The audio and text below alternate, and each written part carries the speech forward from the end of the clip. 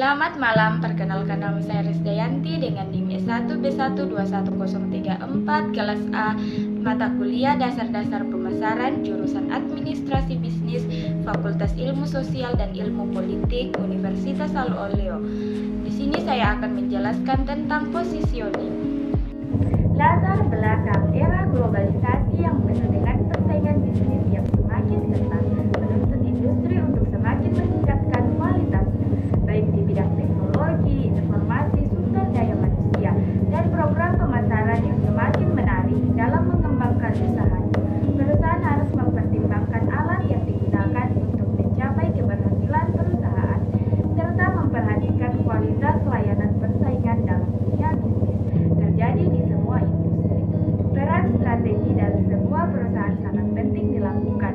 Strategi ini terdiri dari 3 elemen, yaitu segmentation, targeting, dan positioning (STP).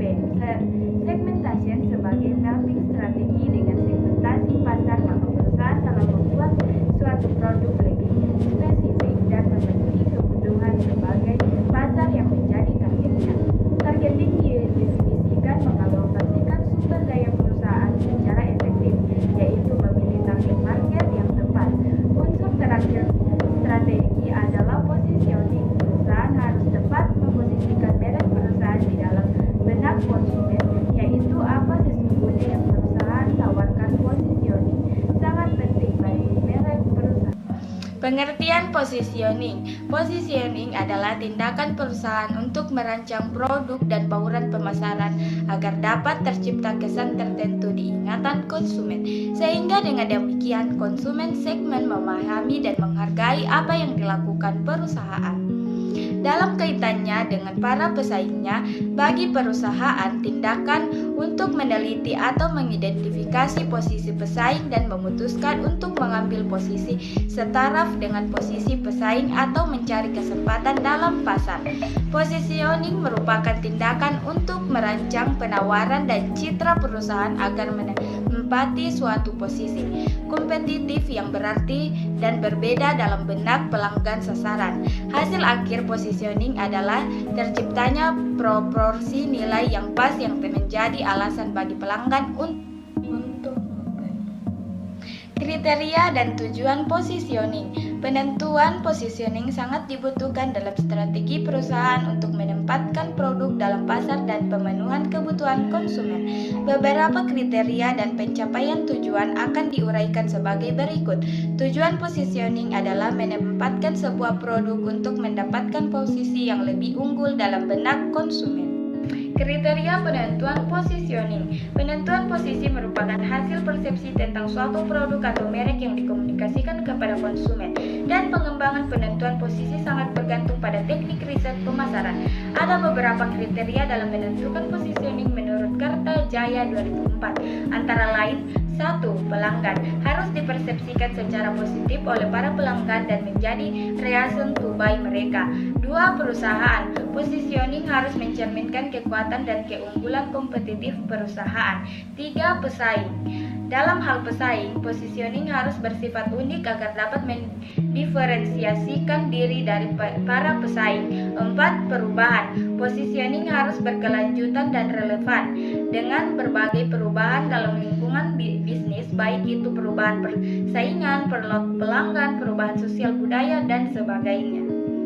Penentuan posisi dengan manfaat ganda mungkin juga perlu jika dua perusahaan atau lebih mengaku menjadi yang terbaik pada atribut yang sama. Menurut Kotler 1997, sebagaimana dikutip, Wallean 2009 memberikan 4 kesalahan utama dalam penentuan posisi yang dapat menyebabkan risiko ketidakpercayaan dan penentuan posisi yang jelas. 1. Penentuan posisi yang kurang, di mana konsumen memiliki pengetahuan yang kurang jelas tentang merek. 2. Penentuan posisi yang berlebihan, konsumen memiliki citra yang terlalu sempit terhadap merek. 3. Penentuan posisi yang membingungkan, konsumen merasa bingung perihal merek yang terlalu banyak, membuat pengakuan dan sering mengubah positioning merek. 4. Penentuan posisi yang meragukan, di mana konsumen sukar mempercayai apa yang diakui oleh suatu merek dalam positioning. Tujuan positioning. 1. Kartajaya 2004 mengungkapkan bahwa positioning sangat penting sebagai suatu simpul strategi dan komponen terpenting dan memiliki keunggulan bersaingnya perusahaan untuk memasarkan produk kepada konsumen. 2. Wijayanti 2017 dalam bukunya Marketing Plan dalam Bisnis menjelaskan bahwa tujuan utama positioning adalah untuk memposisikan suatu produk agar menjadi pusat perhatian konsumen dan melekat di benak konsumen tersebut. Selain itu, positioning juga bertujuan untuk menciptakan image produk yang mempunyai diferensiasi dalam hal fitur ke dalam benak konsumen. Dengan adanya diferensiasi akan menciptakan keunggulan terhadap produk tersebut. Prosedur positioning. Produk yang ditawarkan harus dapat menarik konsumen sasaran sehingga akan membentuk citra positif terhadap produk maupun perusahaan dengan melakukan prosedur tertentu. Beberapa langkah prosedur yang dapat dilakukan untuk melaksanakan positioning antara lain Arwin 2018. 1. Menentukan prosedur pasar yang relevan. Suatu produk umumnya dimaksudkan untuk memenuhi lebih dari satu keinginan atau kebutuhan. 2. Pendapatan kebutuhan pelanggan. Untuk melakukan positioning dengan tepat, maka market perlu melakukan pendataan terhadap semua kebutuhan dan keinginan yang mungkin dapat dipenuhi oleh suatu produk. 3. Mengidentifikasi pesaing, baik pesaing primer maupun pesaing sekunder. Pesaing primer adalah pesaing-pesaing yang bersaing untuk memenuhi kebutuhan inti, sedangkan pesaing sekunder adalah pesaing-pesaing tak langsung, yakni mereka yang tidak langsung muncul di pikiran bila mana seseorang sedang berpikir mengenai keinginan atau kebutuhan konsumen. 4. Menentukan standar evaluasi. Menentukan cara dan standar yang digunakan konsumen dalam mengevaluasi pilihan untuk memenuhi kebutuhan mereka. 5. Membuat perseptual map. Mengetahui bagaimana persepsi konsumen terhadap posisi pesaing dengan membuat perseptual map. 6. Mengidentifikasi kesenjangan posisi. Mengidentifikasi kesenjangan atau gap pada posisi yang ditempati. 7. Merencanakan dan melaksanakan strategi positioning setelah pasar sasaran ditentukan dan posisi yang dikehendaki ditetapkan. Maka pemasar harus merancang program pemasaran yang dapat memastikan bahwa semua informasi mengenai produk atau merek yang disampaikan kepada pasar akan diinginkan dalam benak konsumen. 8. Memantau posisi. Memantau posisi aktual suatu produk atau merek perlu dipantau setiap saat guna melakukan penyesuaian terhadap setiap kemungkinan perubahan lingkungan. Strategi positioning. Beberapa strategi positioning produk dapat dilakukan oleh perusahaan dalam memasarkan produknya kepada pasar sasaran. Kotler dan Keller 2006 memberikan tawaran untuk melakukan hal-hal di antaranya penentuan posisi menurut atribut, penentuan posisi menurut manfaat, penentuan posisi menurut penerapan dan penggunaan, penentuan posisi menurut pemakaian, penentuan posisi menurut persaingan, penentuan posisi menurut kategori produk, dan penentuan posisi menurut harga. Efektif tidaknya strategi positioning menurut Samuel 1992 dalam Hasan 2008 akan sangat dipengaruhi oleh 4 faktor, yaitu target pasar, daur hidup produk, strategi unit bisnis, dan bauran pemasaran. Di antaranya, 1. Target pasar. Target pasar akan memberikan strategi positioning diawali dari target pasar untuk mensegmentasikan respon pasar, merumuskan strategi alternatif, memperhitungkan persaingan, kinerja penjualan, pangsa pasar, profit, serta tersedianya sumber daya. 2. Daur hidup produk. Masing-masing siklus memiliki kondisi berbeda dan memerlukan strategi positioning dan pemasaran yang berbeda juga. 3. Strategi unit bisnis. Strategi positioning akan sangat terkait dengan strategi unit bisnis, di mana arah bisnis akan berjalan ditetapkan unit bisnis. 4. Program pemasaran. Persepsi dibentuk melalui program marketing mix, terutama program komunikasi pemasaran, program, dan perbedaan produk. Positioning berdasarkan atribut. Penentuan posisi ini dilakukan dengan menonjolkan atribut ciri-ciri produk yang lebih unggul dibandingkan dengan pesaingnya menurut Arlidon. Tejib Tono 2014 memposisikan berdasarkan ciri-ciri, yaitu dengan jalan mengasosiasikan suatu produk atribut tertentu, ciri, karakteristik khusus atau dengan manfaat bagi pelanggan. Pemilihan atribut yang akan dijadikan basis positioning harus dilandaskan pada 6 kriteria tersebut. 1. Derajat kepentingan, artinya atribut tersebut sangat bernilai di mata pelanggan. 2. Keunikan, artinya atribut tersebut tidak ditawarkan perusahaan lain. 3. Dapat dikomunikasikan, artinya atribut tersebut dapat dikomunikasikan secara sederhana dan jelas sehingga pelanggan dapat memahaminya. 4. Mendahului, artinya atribut tersebut tidak dapat ditiru oleh pesaingnya. 5. Terjangkau, artinya pelanggan sasaran akan mampu membayar perbedaan atau keunikan atribut tersebut. 6. Kemampulabaan. Positioning berdasarkan manfaat. Cara ini memiliki maksud bahwa produk diposisikan sebagai pemimpin dalam suatu manfaat tertentu atau lebih dikaitkan dengan manfaat lebih yang diberikan dari suatu produk. Menurut Porter 1999 bahwa positioning memberikan manfaat didasarkan pada keunggulan yang dimiliki produk dalam memuaskan kebutuhan, keinginan, serta selera konsumen. Berdasarkan penjelasan di atas, indikator positioning manfaat yang digunakan untuk mengetahui keputusan pembelian didasarkan pada kebutuhan, keinginan, dan selera. Positioning berdasarkan penerapan dan penggunaan.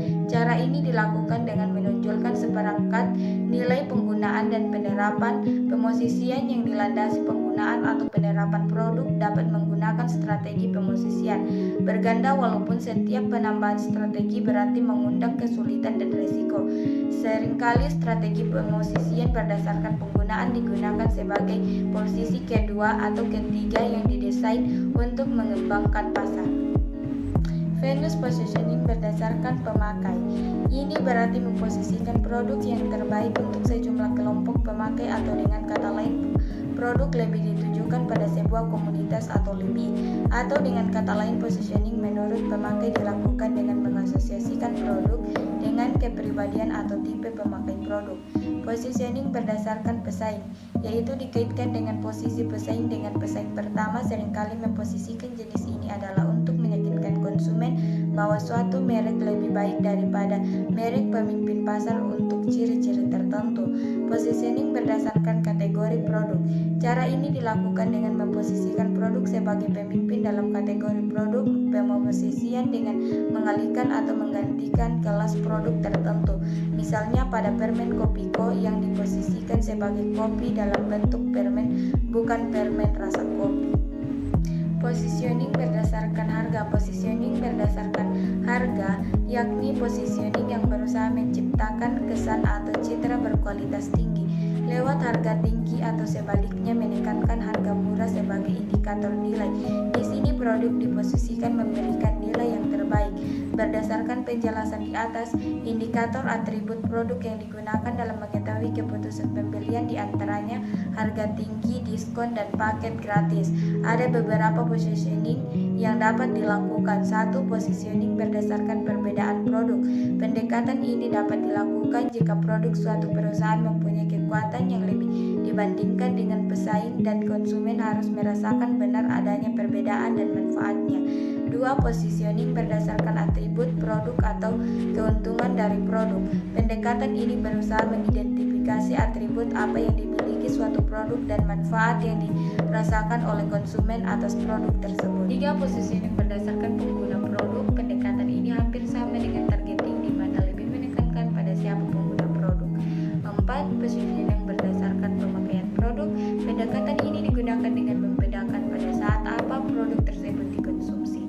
5. Positioning berdasarkan pesaing. Pendekatan ini digunakan dengan membandingkan keunggulan-keunggulan yang dimiliki oleh pesaing sehingga konsumen dapat memilih produk mana yang lebih baik. 6. Positioning berdasarkan kategori produk. Pendekatan ini mengasosiasikan produk yang dihasilkan dengan asosiasi yang dimiliki oleh produk lain. Harapannya adalah sebagian asosiasi tersebut dapat memberikan kesan positif terhadap produk yang dihasilkan oleh perusahaan. 7. Positioning berdasarkan asosiasi. Pendekatan ini mengasosiasikan produk yang dihasilkan dengan asosiasi yang dimiliki oleh produk lain.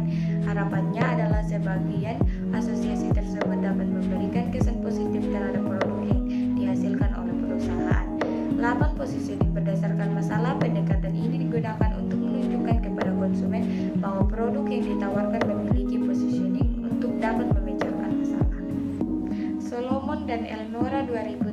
juga memberikan beberapa langkah dalam mengembangkan strategi positioning, di antaranya: 1. Mengidentifikasi keunggulan kompetitif. Jika perusahaan dapat menentukan posisinya sendiri sebagai yang memberikan nilai superior kepada sasaran terpilih, maka ia memperoleh keunggulan komparatif. 2. Dalam penawaran produk dengan suatu keunggulan kompetitif, perusahaan harus menyediakan suatu alasan mengapa pelanggan akan merasa bahwa produk dari perusahaan yang bersangkutan lebih baik daripada pesaingnya. 3. Perusahaan harus mengevaluasi respon dari target market sehingga dapat memodifikasi strategi bila dibutuhkan.